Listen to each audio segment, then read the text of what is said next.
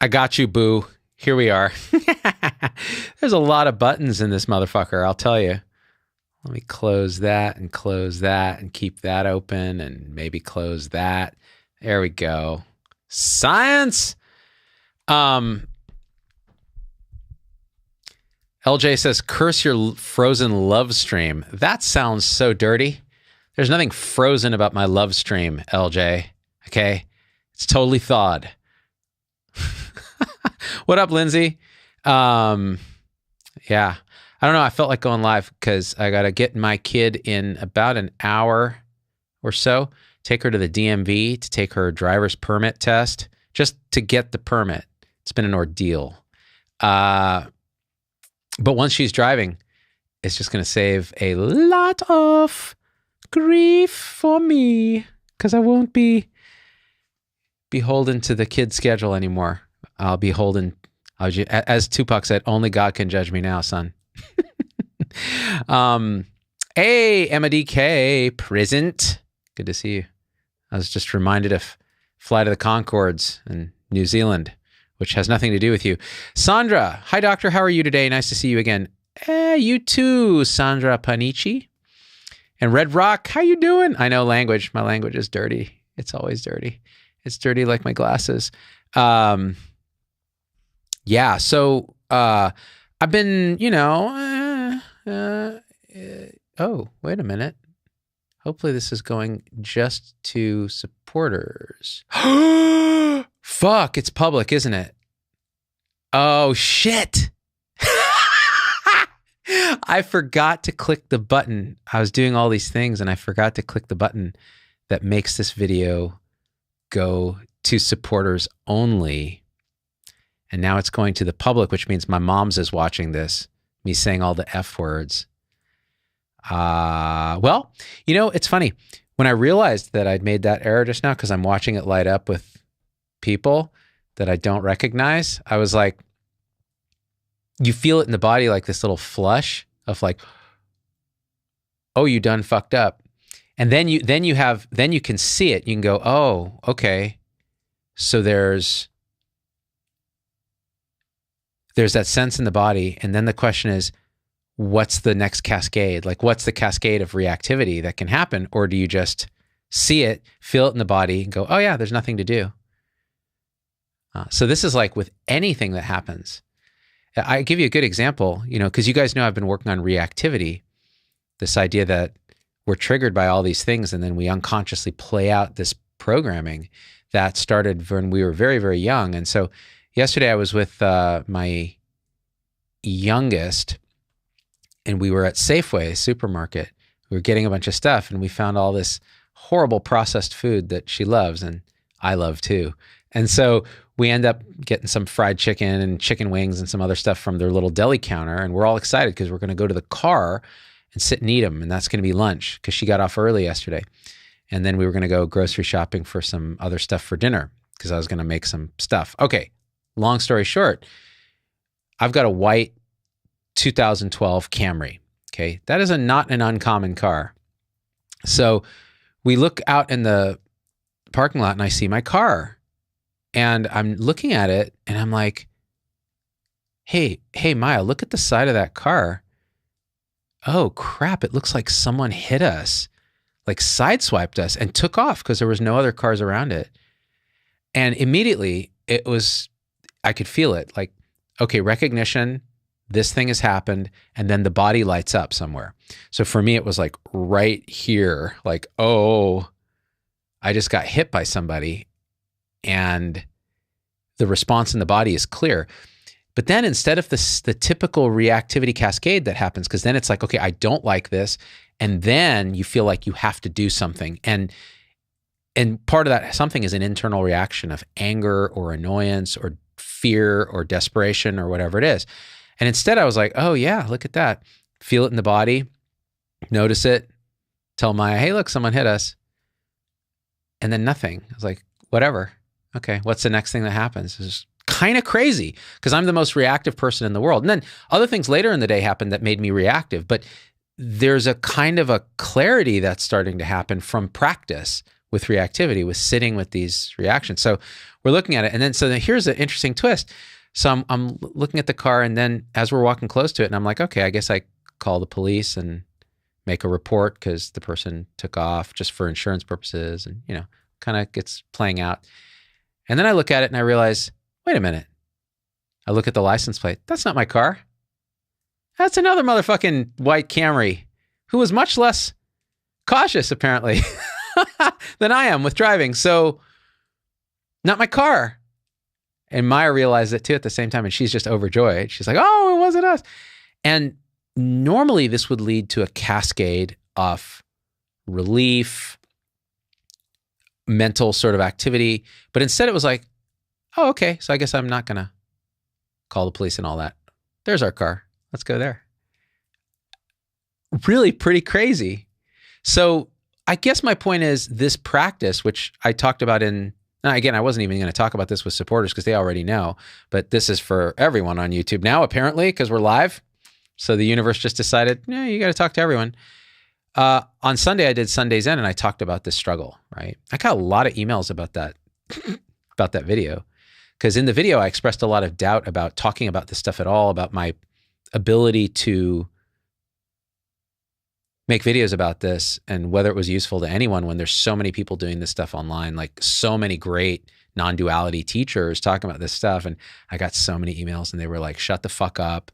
Like, the reason I want to watch you talk about it is that you're going through it and you don't seem like an alien like some of the people that we watch that seem so non-reactive or so just beyond, or at least that's the image they're putting forth. It's clear that you're as confused as everyone, and also doing something about it in a sense. There's nothing you can really do, but in the true deepest sense, because nothing's happening. But in the relative, in this human incarnation, you're pointing from your own experience. And I was like, yeah, I mean, I guess I could do that. I don't know that any of it matters, but it feels like something the body mind wants to do. So I'm going to do it. So there it is. Risa says, I got into the wrong Outback once, surprised it was unlocked. So funny story. I did that once. I got into the wrong car too in college, and the car didn't even look very similar, and tried to start the car, and I was furious. I was like, my key's broken. Like, what's going on? I was in someone else's car. Always lock your car. Toby says, you should talk to this person. I don't know who that person is. I don't know. Everybody wants me to talk to somebody. And the truth is, I have no interest in talking to anybody. Well, in other words, right now, right this minute, I don't care about that at all. But then something will arise where I'll talk to someone or meet someone, and I'll be like, dude, let's do a show. So it's very kind of spontaneous now. It's very hard to plan. I get a lot of great recommendations from people. You know what? I've said this before. The things that are really funny is, I guess, because our podcast version, the audio version of this, and sometimes I don't put out the video version on the audio version. So you go on iTunes or Spotify or whatever, and the ZDogg MD show.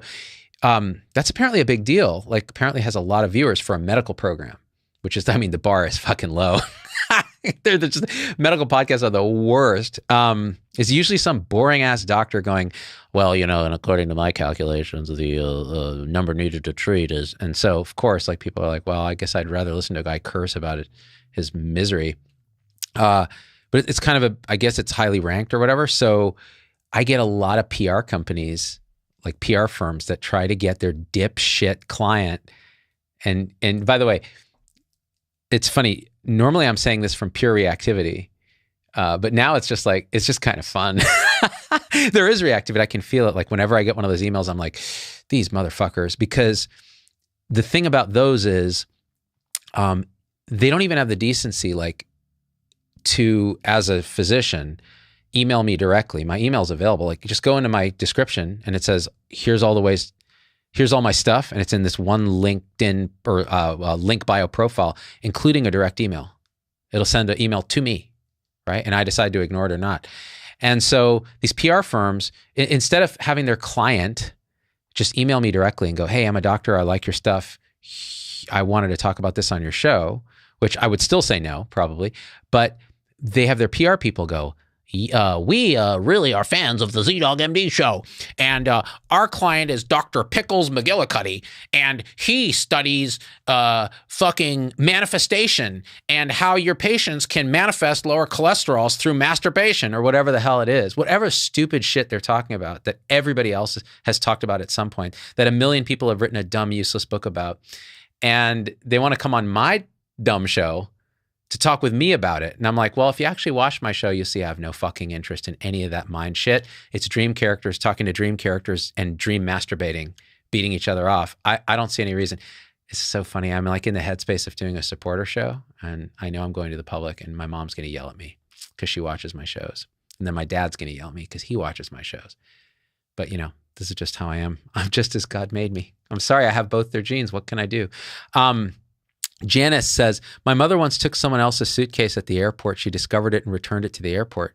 Dude, yeah, that happens a lot, actually. I've never had it happen to me, but boy, that's because my suitcase looks like a ratchet piece of shit. No one else would own a suitcase like that.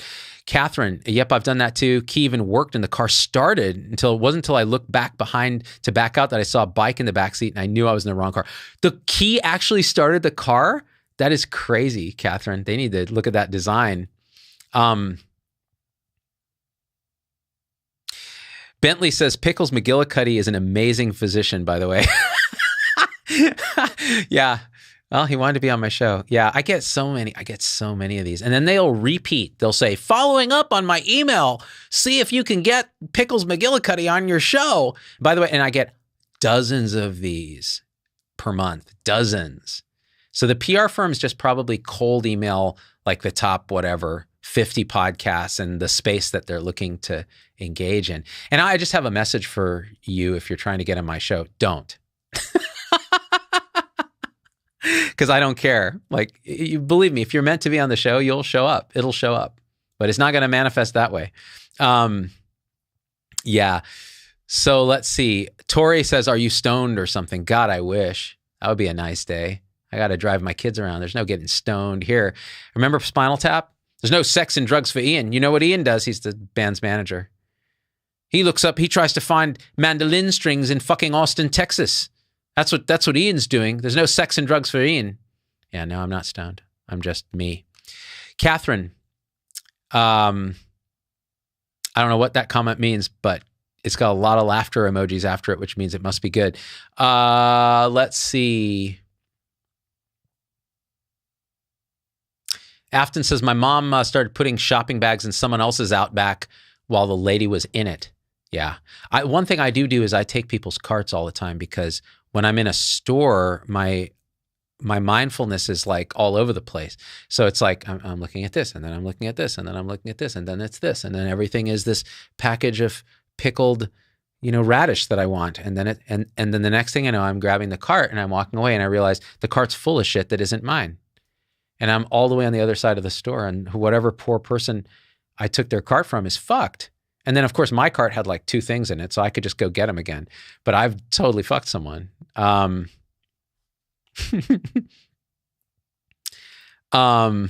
Lisa P says, damn it, I won't be on the show. I don't know, Lisa. You're a supporter. You can be on the show anytime you want. Yeah, what else is going on? So I got to keep an eye on the clock because I got to get my kid, take her to DMV. By the way, can I tell you something about DMV? Talk about a place where your reactivity is tested. Like trying to do a driver's permit exam. California, you can do it remote. You can do it on the computer. And it's this weird proctoring thing where you install this extension on Chrome and it basically hijacks your computer and doesn't let you cheat on this test. And my daughter tried it and it fucked up her whole computer and then it fucking failed. And then it told her she'd failed even though she hadn't taken the test. And I was just thinking, wow, like my daughter is tech savvy, so am I. Imagine if you're like not, and you're trying to do that, and it's counting against you on this test and all that. And I'm like, they got to get their shit together. But it's a DMV. What do you expect? Josh says, hi, Z-Dog. Are you still collaborating with Vinay at all? Well, we're still best buddies, but we haven't seen each other in a few months. I think we've both been in different directions. Like he's super busy, all kinds of stuff going on and still talking about COVID. And I couldn't give 2 shits about COVID. And I don't think he could give 2 shits about all the spirituality. It's not even spirituality. That's what I hate that word so much. Spirituality keeps you asleep. This is nothing. There's nothing spiritual about this moment. There's nothing woo-woo about this. It's just everything exactly as it is, happening to no one, mysteriously, now. Like, what's spiritual about that? Nothing. Sorry, that was a tangent. Yeah, so no, people think we've had this big falling out. They're like, what happened to the VPZD show? And the truth is, any other couple of dudes doing a podcast that popular would keep doing it just to get views.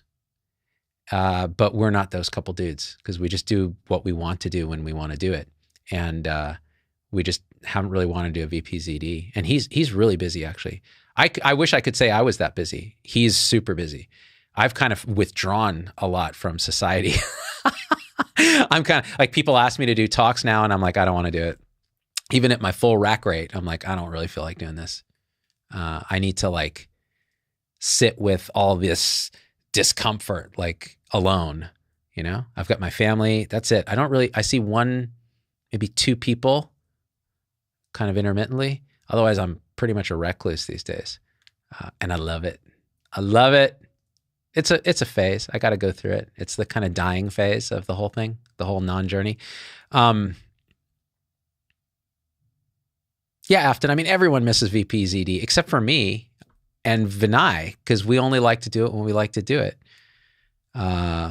It's fun too. Like, it's so much fun doing that show. But talk about reactivity. That shit'll make you reactive. That's the whole point of the show. Like, it's reactivity in a show, because you're reacting to the madness of the world, like the insanity, the delusion of bad science, and bad politics and bad policy and just all of it bad. Yeah. So Kelly, some real life shit, dog. That's right. I love it, man. I was supposed to go live to supporters, and now everybody's here. What can you do? What can you do? I'm going to get yelled at by all the people. And then I get, the thing is, when I do these things, let me just check my texts, because I have to make sure my daughter's not texting. Oh, she is texting me. Hold on. Because I have to pick her up at exactly the right time, or we don't get to the DMV time. I'll just say, okay, fine. Okay. Yeah, so, this whole thing has been a trip. Like, last night, this strange stuff happens too. Like, last night I wake up in the middle of the night, and I'm just like, I had some dream that was vaguely panic inducing. I think there was like murderers involved or something, one of those type of dreams. And I woke up with like palpitations and this kind of thing. And every now and again, I'll get that. Sometimes it's anxiety. Sometimes it's GERD. So we'd had this big meal the night before. So I think it was GERD, but who knows, right? And so I wake up and I'm like, oh, this is a great opportunity to feel what's here fully, with including the resistance to what's here. Because the first feeling I could detect was, oh, I shouldn't be anxious in the middle of the night. I'm not going to be able to get back to sleep. So it's a story, right? This belief that this shouldn't be here. So you're pushing and pulling on experience, and some experience is good and some experience is not good. And you're defining it that way. And so that is the kind of resistance that generates a kind of frictional feeling. It's a kind of reactivity. And it's a saying no to what is, right? So what is this feeling in the chest? It's got all these descriptions, but forget the descriptions. This is what is. Oh, what else is? The resistance to this. I can feel it. Oh, I don't want this to be here. Oh, okay, so let's feel that. So I'm sitting in bed feeling this energy pattern and the resistance to the energy pattern. And by really shining attention on the resistance kind of automatically seemed to relax. Then there's just this energetic, and it started getting really interesting, like just vibrating energy. And then eyes are closed and the whole body is just vibrating energy. And I was like, wow. And then I just felt like, oh, I'm going to get up. It's 2:30 in the morning. I'm going to get up. I'm going to go downstairs and sit in my little meditation chair. And that way, if I've got GERD, it'll be sitting upright, and that'll fix that. And if I've got anxiety or whatever this energy is, I'll be able to sit and be with it, because that's, the practice, really. So I did that, and just sat in the dark, 2:30 in the morning, in my little sunroom downstairs where I often do live shows for Facebook. And yeah, the energetic just kind of slowly evaporated. I was feeling into the body. Some thoughts were there. It was pretty still, pretty quiet. Generally got quite still and peaceful. And you feel into the just kind of empty radiance of what's going on, which is all that's ever happening is just this. And at some point, the body was like, okay, time for bed. Walk back upstairs, crawl into bed, go to sleep, wake up at 6 a.m. That's it. Not a whole lot of stories about it. Not a whole lot of, I mean, I guess I'm telling a story about it now. I'm relaying it to y'all because it feels like the thing to do. But like not a lot of rumination on it, not a lot of worry about it. Just, no, that's what happened. And today feel however I'm feeling, which is pretty damn decent, actually. Decent enough that I went live for my supporters, which haven't been doing as much of lately. By the way, if you haven't become a supporter, don't, unless you like talking about this kind of thing and having fun with a lot of cursing.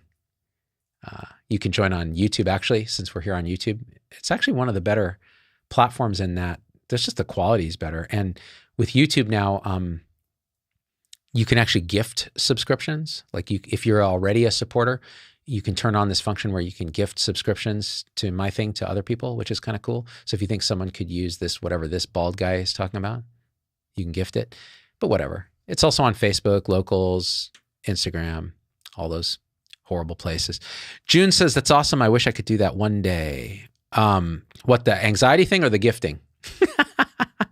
Oh, Davis, you're really nice. Thank you, Davis, for the kind words. Tammy says, did you drink last night? Ooh, what a good question, Tammy. That's a very good medical question. No alcohol. No drugs, no alcohol. I don't, it's totally clean. We had a late dinner, and often when I have a late dinner that's kind of big, sometimes I'll get GERD like that. And it's rare, but there's a signature to it. It's usually waking up around 2 something. And it's funny, when I used to wear a continuous glucose monitor for fun that Ron Sinha gave me, I've done a show with him on this. What I'd notice is coinciding with the waking up at 2:30 was a spike in blood sugar.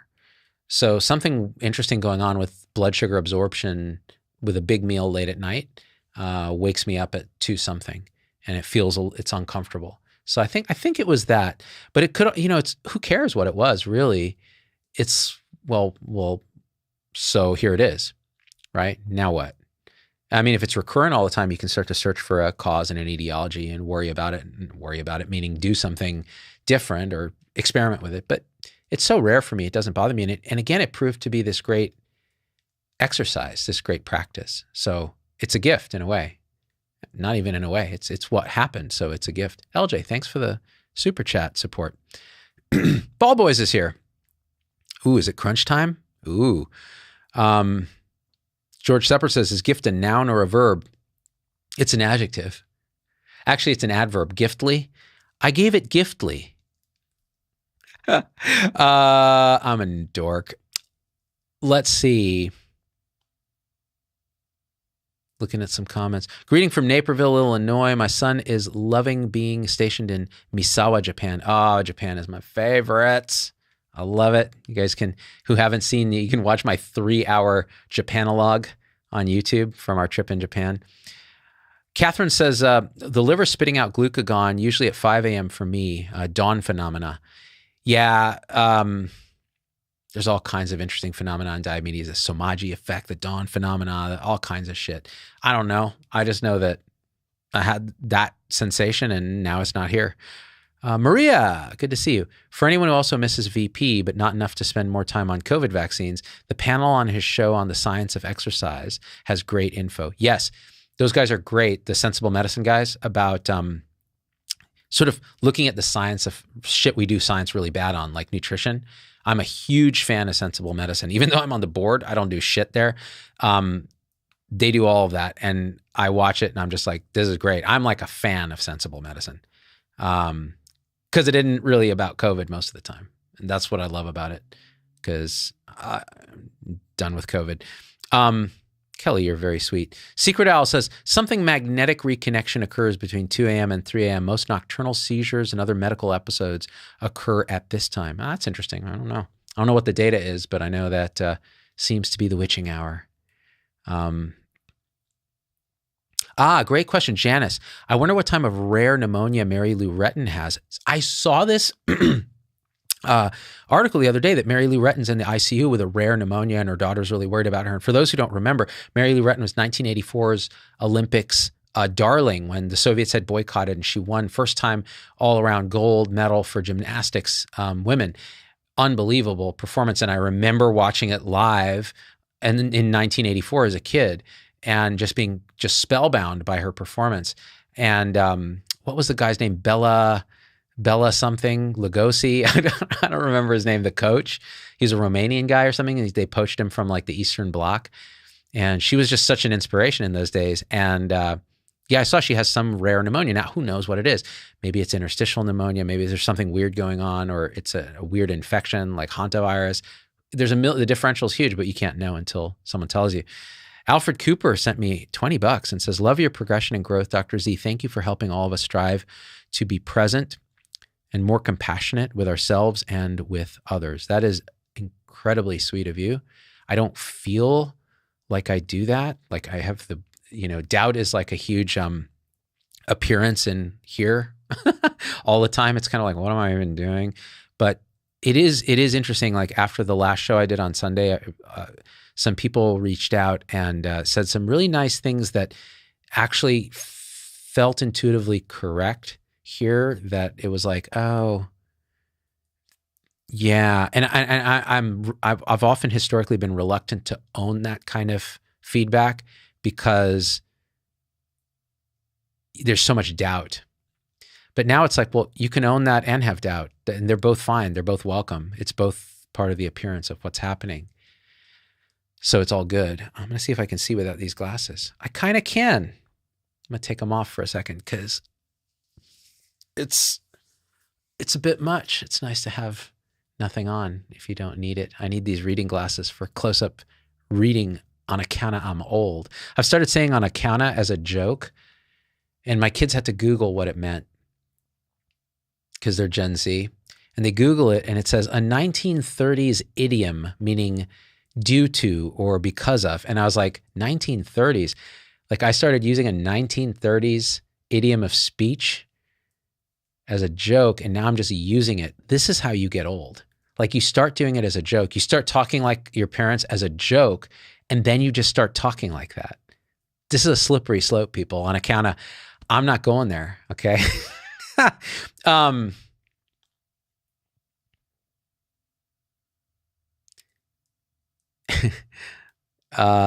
Bella Caroli, that's it, Ann. Thank you, Bella Caroli.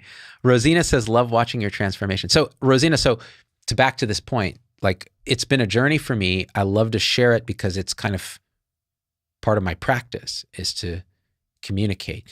I realize there are many people that can't say a word about this.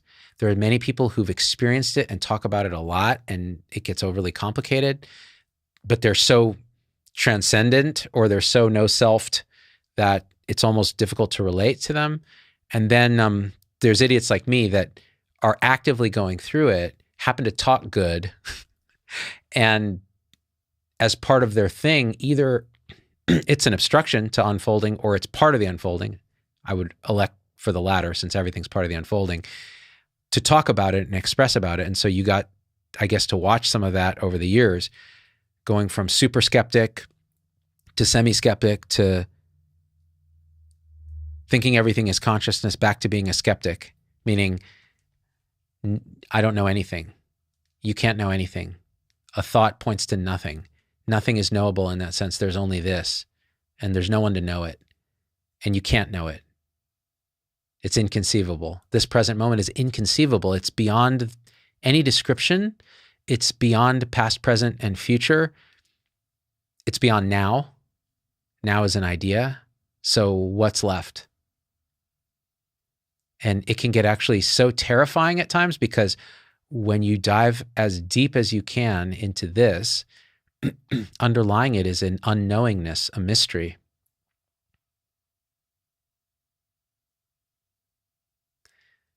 a kind of core of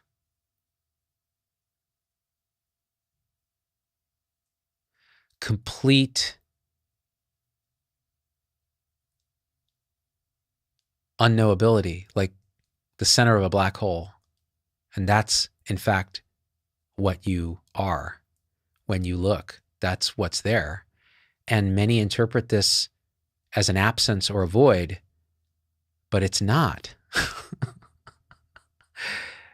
It's absolutely not. It's nothing and everything. It's form and emptiness. It's unconditional love and non-existence.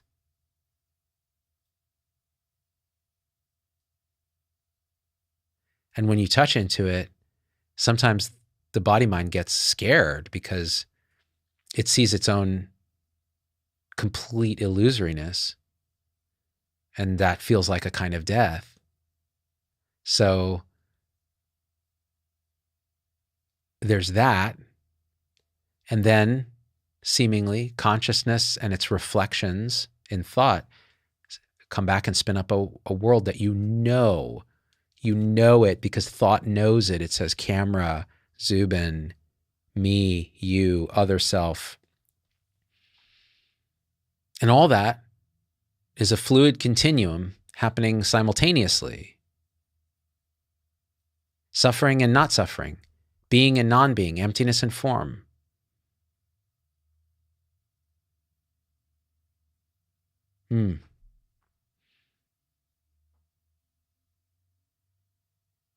Lindsay says, why every time I hear that word, I revert back to the Princess Bride? Inconceivable! Never match wits with a Sicilian when death is on the line! Ha ha! What a great movie, man. See, that was seamless with infinity. Like, where did the Princess Bride memory come from? Can you find it in experience? Like, did it ever happen? It's only now. It's just a total mystery how any of this works. Anne thinks every time I pause like that, a feed is frozen. Yeah, it's one of the hazards of pointing in a non-dual way. Oh my God, Lindsay gifted 1 ZDoggMD membership. Holy crap, it works. Our first gifted membership that I know of. Somebody's in for a hard time because they got a gift of a membership. Now they're gonna have to watch my ass talk about stuff that makes no sense like this. Phil says, yo, ZDogg, any chance you want to have on your channel a budding YouTuber, Nurse Phil, who talks about maximizing their income while working in healthcare, or just grab a beer? I'm in Cali this week. So Phil, you clearly missed the beginning of the show where I said, anyone who asked me in that way to be on my show can go fuck themselves. Now, you I like because you're a nurse and because you didn't know that I hate that. But I actually don't hate that. I think it's really funny. No, I don't give a fuck about maximizing your income. I don't give a fuck about most things right now, which is why I haven't done a lot of interviews. But when I start doing interviews again, if suddenly there's an intuition, an authentic intuition that's like, I want to talk about maximizing my income with Nurse Phil, you will hear from me. But otherwise, enjoy Cali, but I can't. I won't, and I didn't. Oh my God, Emma DK was gifted the membership by Lindsay. This is amazing. Hi, Pipananda. Dose Boy says, when is someone going to start making memes out of these pods? That would mean I've arrived. Like if someone makes a meme out of one of my shits, I've arrived. Usually it's anti-vaxxers making memes and they're dumb. Because see, anti-vax memes, the problem is these are concrete thinkers and memes need to be a little bit imaginative and abstract, and they don't typically think like that. So it's just like, Zubin dumb! Like that's the meme, and you're like, come on, guys. I want you to really go for it. Like really make it abstract. Ball Boys has been a member for 26 months, and I wouldn't have it any other way. Best guy in the supporter tribe. Am I right, bro? Am I right? And then I say it to the next person who makes a comment. Hey, thanks. Actually, thanks for all your support. Awesome, Lindsay. Let's see. Let's Looking at comments, Pipananda says, I call it the magic space, pure, infinite, unmanifested potential. Ooh. Yeah, magic space, that's great. And it's not even a space, right? It's like beyond space. There's no, it's not an it. Can't say a word about it. So let's say some words about it. Pure potentiality from which all of manifestation emerges, but is also not separate from this pure potentiality, this magic, spaceless space that is weirdly felt by the human to be fully benevolent. There's something benevolent about it. And these are just the qualities that show up here when accessing this that's beyond mind. And it's eternal. To say it's ancient isn't right because that would mean it's in time. It's actually never been in time, and it is reality. It's truth, living truth. And all of this is just a emergent of it. Can't do it justice. Can't talk about it really, but there was my attempt right now. It'll change later. Doseboy, does Jada Pinkett deserve her alopecia? I can't make value judgments on other humans. It just makes me reactive, Doseboy. Prem Sevadas says, isn't it interesting to notice that there is no problem? Even the human and its expression are allowed and accepted, and it's beautiful. Yeah, that's right. In this moment, which is all there is, there's no problem. Everything is welcome. You can admit everything. And you don't really have a choice because you're not doing it. But if this apparent being of thought, going to thought, going to thought, going to identity, going to belief, it's an energetic storm in nothing, can really feel into that everything is actually perfectly happening. Even all the problems and everything, then there's no problems. There's just what's happening. And in fact, that's the case. That is the case. Everything else is a story. It's a consciousness world. It's a dream, which is fine. You can live entirely in the dream. There's no problem there. If you're not suffering, who cares?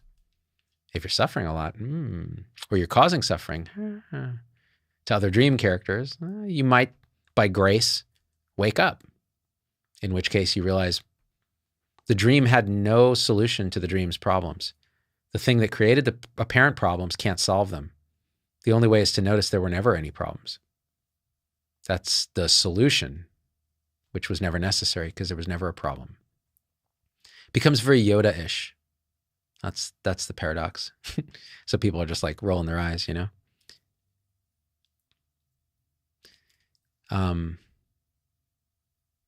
Limits of language, George, exactly. Yeah, ball boys, this is a public show. I didn't mean to. Earlier, I meant to go to supporters and I forgot to click the little box that makes it supporter only, and I fucked up. And this is what we get. So it's actually great.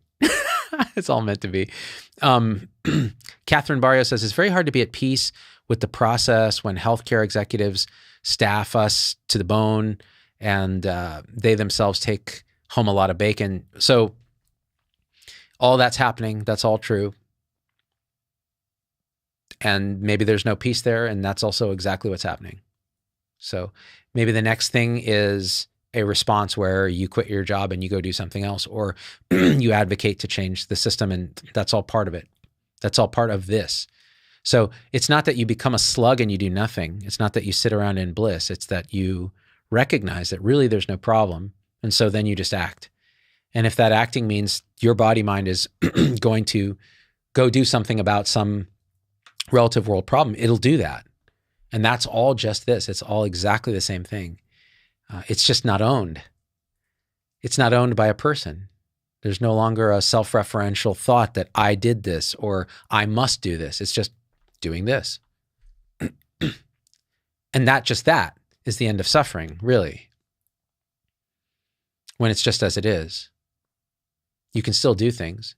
You can still love and care for your family. You can still drive your car. You can still pay your taxes. You can still, yeah. So none of this is incompatible with that.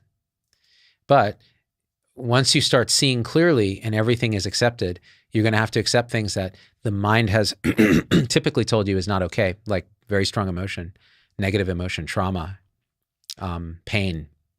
You'll feel it full on. You'll feel it more unfiltered than ever. And you can bear it because the entire universe is supporting you because you are that. You are that.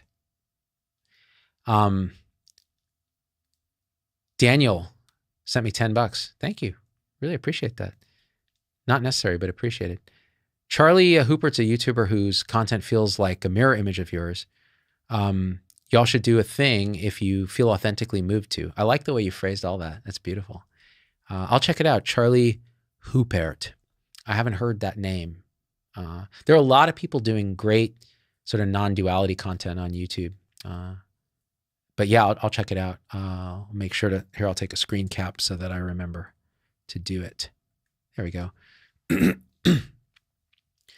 Premseva. Premseva. Expression of the human could rise, but it doesn't mean there's a me behind the thought. Just apparently what is rising from moment to moment, total natural acceptance. So much humility there, eh? Beautiful. That was beautifully said. The human arises, the human foibles arise, but there's not a me that owns it. Even here's, okay, this is important because it can be so frustrating for people to be like, well, they have no sense of self. Like, I have a sense of self. I feel it right here. Yeah, of course you do. Even Adyashanti says this. Everybody will have a sense of self, meaning it's there. It's an arising, it's appearance, a sense of a me. It's hard to be a body mind and not have that. I think the difference when there's a big shift of no self is it's seen that even that sense of self is an appearance in vastness and that there's no real identity there, just a sense, excuse me, which is an appearance. It's hard. I'm not good at talking about this yet because I'm still feeling through this myself because yeah, there's a sense of self here. There's a me right now. Okay. So let me see if I can, see, maybe it is GERD. I'll talk you through like what this is like for me right now. So, okay. I can feel a sense like, oh, the person talking is here. I can see an image in my mind of my body and face doing this shit on camera, touching and feeling it. And I feel a face. Wow. Yeah. Thought says face. So there's a me here, right? There's a me here, right? Okay. So let me just investigate in my experience right now. What if this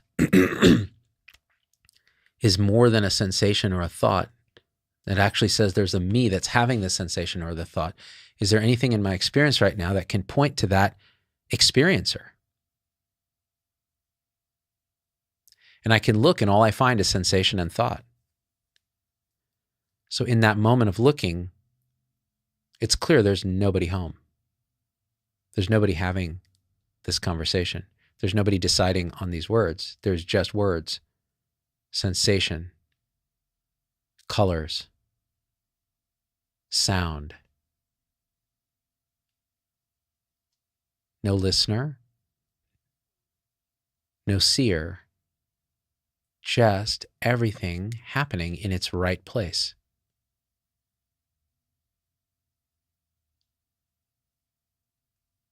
And then there's that sense of me right here, appearing as another complex set of sensations and thought and belief.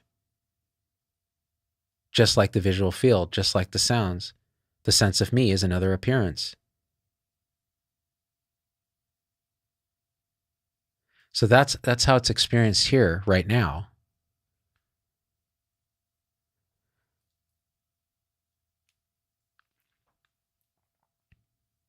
Lil Roddy, speaking of sense of self, how come you don't do LinkedIn lives? Oh my God, I tried that shit once. LinkedIn is such a shit stack. I almost deleted my LinkedIn account the other day because I was like, why do I have this? And the reason I hate it is I get so many emails and it's some fucking marketer going, I got your information on ZDog Industries from LinkedIn. Do you know we offer data analytics? And I'm like, spam, spam, spam. And like most of my day is spent just deleting spam, I feel like. And I was like, why am I on LinkedIn? Am I trying to get speaking gigs? No, I don't give a fuck about that. Am I trying to do sponsorships? No, I don't give a fuck about that. Who the fuck is on LinkedIn that I care about? Not a single anybody. All right, well, maybe I should delete it. I probably should. It was from back in the day when we were a business, you know, when is what I was like, we support the show by doing sponsorships and doing speaking engagements. And yeah, sure. Would that be nice to have that money? Sure. Do I want to do what they want me to do to get that money? No. So why am I there?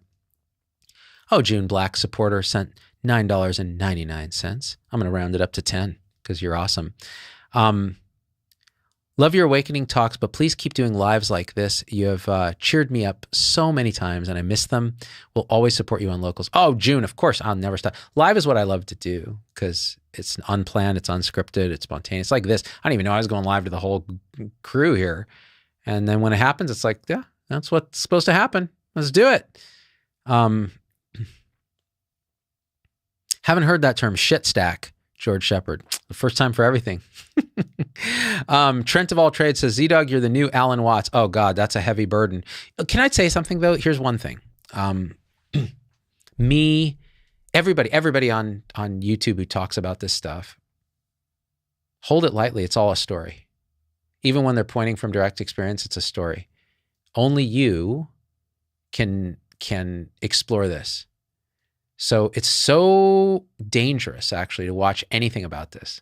It can be because we get lost in the story about it and then we develop beliefs about what it should be, how it should be. And Alan Watts was great because he was such a beautiful storyteller.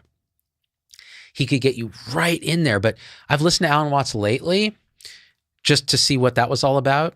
And I'm just like story, story, story, spiritual identity, story, another story. And I have no doubt that he was seeing clearly. But when humans communicate to other humans, this is how it is. Now, sometimes in person, you can just sit in silence and the silence communicates everything. If we do that on video, people think my video is frozen. So I do a lot less of that than I probably should. But so it's always have to use a lot of discernment when listening to anybody about this stuff, because it can become another fixation, another identity, another story, another belief. Like, you know, people are obsessed with Adyashanti, and I get it, but it's like, I read his resignation letter, you know, where he resigned from teaching, and I was like, it's just another dude. It's a human speaking some spiritual nonsense here, has chronic pain, suffered a lot, did a lot of things, taught for a whole career. Now he's done doing that. Like, this is not a magical being. And a lot of this is just human shit. And that's just how it is. And this is true of everybody. Okay, let me see my daughter. Okay, we have to be quick getting to DMV. All right. 150, I got some more minutes. And by the way, I'm not picking on Adyashanti. It's just anybody that talks about this stuff. You're looking at the finger and the moon is over here and they're trying to point at the moon if they're good. If they're a normal human, at some point there's delusion and there's confusion and there's sleeping with people in your sangha and there's abuse and there's spiritual ego and all those things, because that's just how humans are. And that's also this. So just be very mindful. Be very mindful. We have a tendency, myself included, to attach to teachers, speakers, beliefs, and especially someone like me, who's like an Enneagram 6, who doesn't trust innately. The 6 doesn't really trust themselves or others. They're generally skeptical of human intent and goodness. And so when they do find someone they think they can trust, they're fiercely loyal until something happens, and then they have to come to terms with that even that wasn't working. Because really, the only thing you can really trust unequivocally is this. This. This you can trust. Surrender fully to it. Because it's all that's happening. It's all that ever happens. It's all that has ever happened is this. It's entirely beyond thought, concept, mind, words. It doesn't exist in the continuum of thought. So how do you find it? Oh, you can't.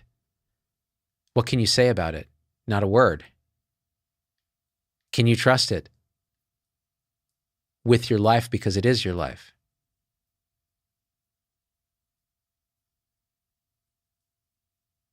Can a teacher maybe inadvertently trigger you to see it? Yep. That's probably the best role of the teacher. Is the teacher to give you a bunch of knowledge? That's going to hurt you. This is beyond knowledge. You have to let all your knowledge die. Let it burn in the fire of this truth. Completely consume all of your knowledge about what you think this is. Because whatever you think it isn't. And Adya has said that.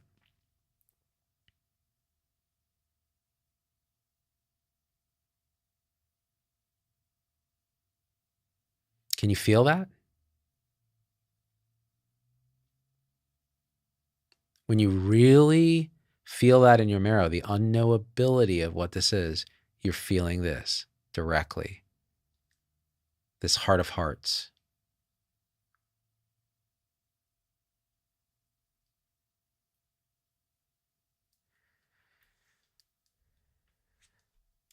Still texting my daughter because she's asking when the appointment is, even though she knows full well.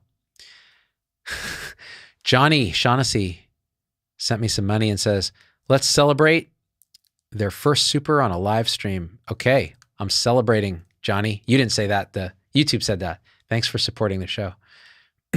Johnny says, FarmD, CMMT, may you and all the beings be well, my friend. Oh, that's lovely. Thank you.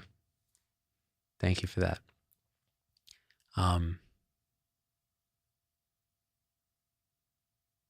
Risa says, have you ever thought about doing an episode series on the Enneagram? Sort of. I think the thing with Enneagram, it's a personality thing. It's purely in the relative. It's purely looking at the delusion. Like, what is it? How does the ego work? What are the different operating systems of ego from 1 to 9 and their nuances? And then you can look in. It's not about judging others. It's about looking at yourself and going, oh, okay, seems I'm an Enneagram 6 with a 7 wing, which means here's how my operating system tends to work at its best, at its less best, and at its worst. And then you can see it and go, oh, this is just programming. This is patterning. And that allows sometimes a relaxation into source, into what is, beyond personality. And it can help you recognize when you're behaving unconsciously, because you can go, oh, there's the programming playing out. And, oh, this explains a lot of my past parent behavior, which is great. So I think it can be useful for some. Certainly was useful for me and my wife. And it's tied directly to awakening, because the idea is you see the programming so you can notice that it is automatic conditioning and really let that be. Let it go instead of letting it run you. Seeing the world through the lens of it, you're now seeing it much more objectively.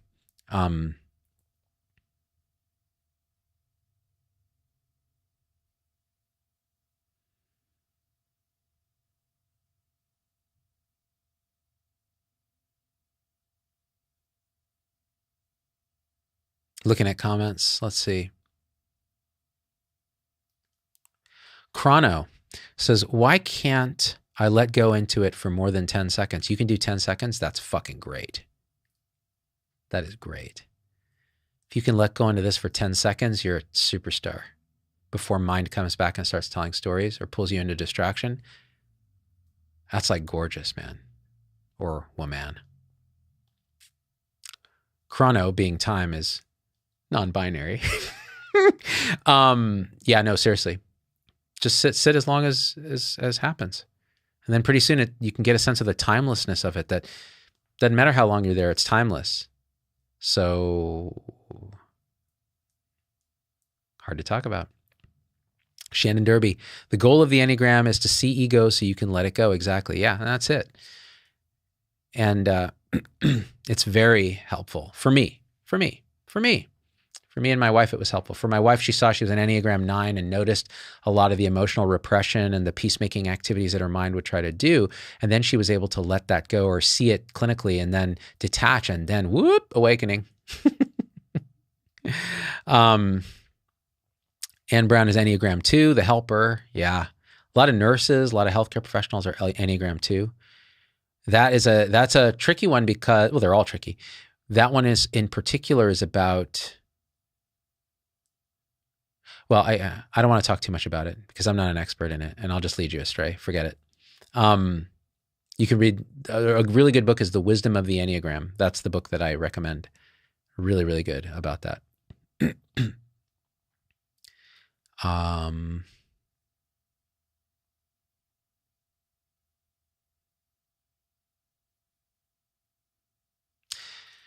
Mac Bailey or Bali says, metaphysical fun. Aren't we all in our own private dreams? However, the dreamer is always the same, one/nothing. Sounds good. That's right. We're all living in a mind-constructed world constructed by what? This mystery, of which there are not two. That's the whole thing with non-duality, not two. There's only one thing ever and always happening. And it's not even happening.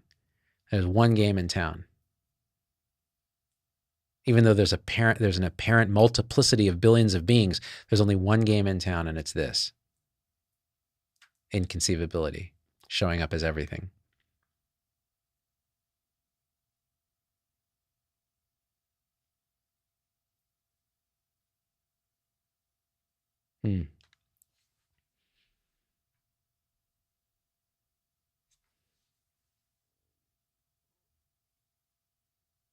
Christina says, I understand the Enneagram 9.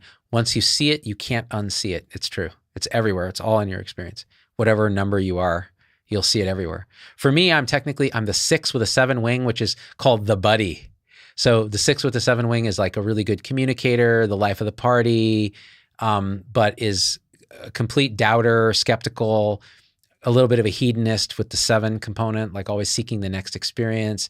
And that's me to a T. Yeah. And what's cool is with the Enneagram, Wisdom of the Enneagram book is how a really high functioning 6 or whatever number you are, when they're at their best, will attain high functioning aspects of a related Enneagram number. For me, it's the 9. So at my best, I become more like a high functioning version of my wife. Isn't that interesting? And at my worst, like I devolve to a average functioning 3, which is the achiever, the sort of superficial success at the average level, right? It's really interesting. And I find it all to be true in my own experience. It's pretty remarkable, actually, because it's all a program. And the key thing is you stop taking it personally. You realize, oh, that's the personality doing that. That's the sequence of programming, the pattern of energy that's happening. And I'm not that.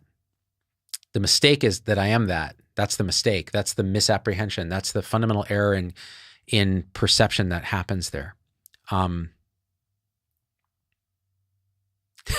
Barbara Wheeler, pretty sure 7 wing 8 is the fucking lunatic. That does sound kind of lunatic because you have the hedonist of the 7 with the 8, which is the challenger, oppositional, like leader. That could be loco. I love it. That's gorgeous. LJ Reagan says, how come I'm a different Enneagram every time and pretty even across the board? Not one stands out for me. That's really interesting. I'm sure Enneagram experts could say something about that. Sometimes it's how our mindset when we take the test. Because for me, there are 3 Enneagrams that kind of compete, but 6 was by far higher. So it was clear. But it was like 6, 7, 4, and some 3. Those were like the big numbers that were in my personality. And by the way, we all have aspects of all 9. So this is just like a graphic equalizer, like which ones are you? And you know, sometimes there are in the book, it says, if you think you're all of them or you're always changing, you're most likely an X. So sometimes it'll actually tell you that. All right. I guess I better go because I have to get some stuff together and go get my daughter before it becomes a zoo. I'm glad this thing went to the whole public YouTube. I mean, didn't mean to do that. It was just for supporters, but we got to have a fun discussion, and feels good here in the body. So it's the right thing, which it always is, because it can't be otherwise. Although sometimes the right thing can still feel like, next time that won't be the right thing for sure.